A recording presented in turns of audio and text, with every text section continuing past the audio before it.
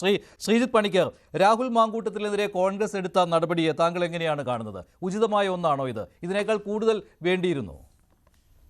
ആത്മഹത്യാപരം എന്നാണ് ഒറ്റവാക്കിൽ ഞാൻ കോൺഗ്രസിന്റെ നിലപാടിനെ പറയുന്നത്. അത് പറയുന്നതിനുള്ള പ്രത്യേകിച്ചുള്ള കാരണം കോൺഗ്രസ് എടുത്തിരിക്കുന്ന നടപടി എന്തൊക്കെയാണ്? രണ്ട് നടപടികളാണ് നമുക്ക് കാണാനായിട്ട് കഴിയുന്നത്. അതിൽ ഒന്നാമത്തെ നടപടി യൂത്ത് കോൺഗ്രസിന്റെ അധ്യക്ഷ സ്ഥാനത്ത് നിന്ന് അദ്ദേഹത്തിനെ നീക്കുക എന്നുള്ളതാണ്. രണ്ടാമത്തെ നടപടി കോൺഗ്രസിന്റെ പ്രാഥമിക അംഗത്വത്തിൽ നിന്ന് അദ്ദേഹത്തിനെ നീക്കുക എന്നുള്ളതാണ്. അപ്പോൾ ഇനി നമ്മൾ കാണാൻ പോകുന്നത് എന്താണ്? പാർട്ടിയിൽ നിന്ന് സസ്പെൻഡ് ചെയ്യപ്പെട്ട, പാർട്ടിയുടെ നിർദ്ദേശങ്ങൾ തുടർന്ന് ലഭിക്കാത്ത, പാർട്ടിയുടെ വിപ്പ് ലഭിക്കാത്ത, സംസ്ഥാന സർക്കാരും പാലക്കാട് നഗരസഭയും ഒരേപോലെ തന്നെ ബഹിഷ്കരിച്ചിരിക്കുന്ന, നിയമസഭയിൽ ഇനി എത്തിയാൽ പാർട്ടിക്കാരിൽ നിന്ന് മാറി പ്രത്യേക ഇരിപ്പിടം ലഭിച്ചേക്കാവുന്ന ഒരു MLA ആണ് പാലക്കാടിനുള്ളത് എന്നുള്ളതാണ്. എന്ന് വെച്ച് കഴിഞ്ഞാൽ കോൺഗ്രസിന് ഒരു മൊറാലിറ്റി ഉണ്ട്, യൂത്ത് കോൺഗ്രസിന് ഒരു മൊറാലിറ്റി ഉണ്ട്.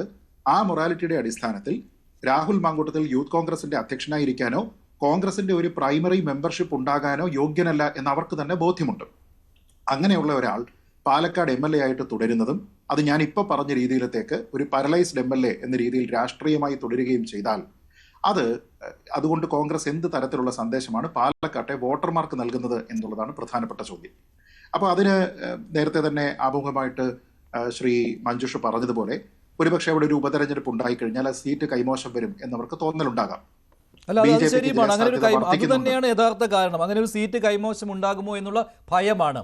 പക്ഷെ അവിടെ കോൺഗ്രസ് ഉന്നയിക്കുന്ന ഈ ന്യായീകരണത്തിനായിട്ട് പറയുന്ന ഒരു കാര്യമുണ്ടല്ലോ, അത് ശരിയുമാണ്. കാരണം അങ്ങനെ ഒരു കീഴ്വഴക്കമില്ല. അങ്ങനെ കീഴ്വഴക്കം ഉണ്ടാക്കാതിരുന്നത് ആരാണ്? CPM ആണ്. കാരണം CPM-ലെ മന്ത്രിമാർക്കെതിരെ പോലും ആരോപണം ഉണ്ടാവുകയും മന്ത്രിമാർ രാജിവെക്കുകയും ചെയ്തിട്ടുള്ള ഘട്ടത്തിൽ, CPM-ലെ എന്ന് മാത്രമല്ല LDF-ലെയാണ് ഞാൻ പൊതുവെ പറഞ്ഞത്, അങ്ങനെ രാജിവെക്കുന്ന സാഹചര്യം ഉണ്ടായപ്പോഴും MLA സ്ഥാനത്ത് നിന്ന് രാജിവെച്ചിട്ടില്ല. അതിന് കാരണമായിട്ട് പറഞ്ഞിരുന്നത് MLA സ്ഥാനം ഒരിക്കൽ പോയി കഴിഞ്ഞാൽ പിന്നെ തിരിച്ചു വരാൻ പറ്റുകയില്ല, ആരോപണ വിധേയനല്ല എന്ന് തെളിഞ്ഞാലും.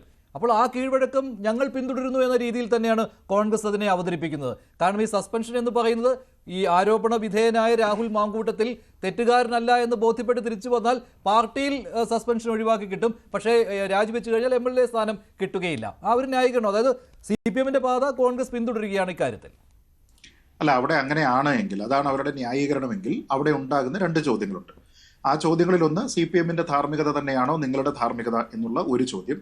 രണ്ട്, വ്യക്തിപരമായി ശ്രീ രാഹുൽ മാങ്കൂട്ടത്തിനോടുള്ള ചോദ്യം. ശ്രീ മുകേഷ് MLA ആയിരിക്കെ അദ്ദേഹത്തിനെതിരെ ആരോപണം ഉണ്ടാകുന്ന സമയത്ത് അദ്ദേഹം MLA പദവി രാജിവെക്കണം, അദ്ദേഹം MLA പദവി രാജിവെക്കുന്നത് വരെയും യൂത്ത് കോൺഗ്രസ് ഇവിടെ സമരം നടത്തും എന്ന് പറഞ്ഞ് പ്രസംഗിച്ചയാളാണ്. അന്ന് യൂത്ത് കോൺഗ്രസിന്റെ, ഇപ്പോഴും എനിക്ക് തോന്നുന്നു മഹിളാ കോൺഗ്രസിന്റെ സംസ്ഥാന അധ്യക്ഷയായിട്ടുള്ള ശ്രീമതി ജബി മേത്തർ പറഞ്ഞത് സ്ത്രീ പീഡകരായിട്ടുള്ള ആൾക്കാർക്ക് ഇരിക്കാനുള്ള സ്ഥലമല്ല നിയമസഭ എന്നാണ്. എന്ന് വെച്ചാൽ ജബി മേത്തർ പറയുന്നതാണെങ്കിലും രാഹുൽ മാങ്കൂട്ടത്തിൽ പറയുന്നതാണെങ്കിലും കോൺഗ്രസിന്റെ ധാർമ്മികതയാണ്. അപ്പോൾ CPM ഈ വിഷയത്തിനെ എങ്ങനെ കാണുന്നു, അവർ മുകേഷിനെ എങ്ങനെ സംരക്ഷിക്കുന്നു, അതുമാത്രമേ ഉള്ളൂ.